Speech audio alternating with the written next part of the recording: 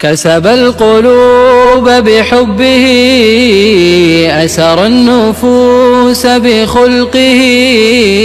الحمد للہ رب العالمین والصلاة والسلام علی سید المرسلین اما بعد. قربانی کے جانور کے سلسلے میں نبی علیہ الصلاۃ والسلام نے جو تعلیمات دی ہیں ان میں سے ایک آپ کی یہ حدیث ہے جس میں آپ فرماتے ہیں کہ 4 قسم کے جانوروں کی قربانی منع ہے. نمبر 1 لنگڑا جانور جس کا لنگڑا پن واضح ہو. نمبر 2 بھینگا جانور کانا جانور جس کا کانا پن ظاہر ہو. نمبر 3 بیمار جانور جس کی بیماری بالکل واضح ہو. نمبر 4 اور لاغر اور کمزور جانور جس کی ہڈیوں میں بالکل گودا نہ ہو. اس حدیث کو امام ترمذی ابن ماجہ وغیرہ نے روایت کیا ہے. تو یہ 4 ایسے عیب ہیں جس جانور میں پائے جائیں اس جانور کو قربانی کے طور پہ ذبح کرنے کی اجازت نہیں ہے. اب یہاں پہ یہ سوال پیدا ہوتا ہے کہ اگر وہ جانور جس کی ہم قربانی کرنے لگے ہیں وہ حامل ہو، اس کے پیٹ میں بچہ ہو، تو کیا اسے قربانی کے طور پہ ذبح کیا جا سکتا ہے؟ تو گزارش یہ ہے کہ علماء کرام کی اکثریت کا یہی موقف ہے کہ ایسے جانور کو قربانی میں ذبح کیا جا سکتا ہے.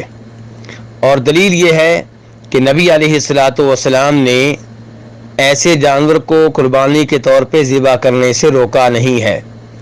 اگر یہ جانور قربانی کے طور پہ ذبح کرنا ممنوع ہوتا تو آپ یہ بتا دیتے کہ جس جانور کے پیٹ میں بچہ ہو اسے ذبح کرنے کی اجازت نہیں ہے. لیکن چونکہ آپ نے ایسی کوئی تعلیمات نہیں دیں، ایسی کوئی پابندی نہیں لگائی، اس لیے ایسے جانور کو ذبح کرنا جائز ہے. اب یہاں پہ ایک سوال اور پیدا ہوگا کہ جب ہم ایسے جانور کو ذبح کریں گے جس کے پیٹ میں بچہ ہے تو اس بچے کا کیا حکم ہوگا؟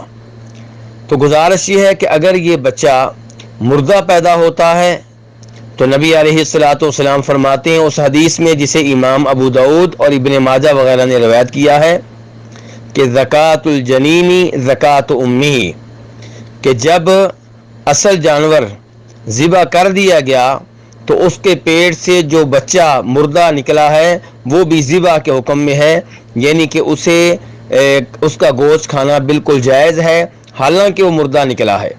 لیکن چونکہ اس کی ماں کو ذبح کیا گیا تھا تو وہ اپنی ماں کے حکم میں ہے.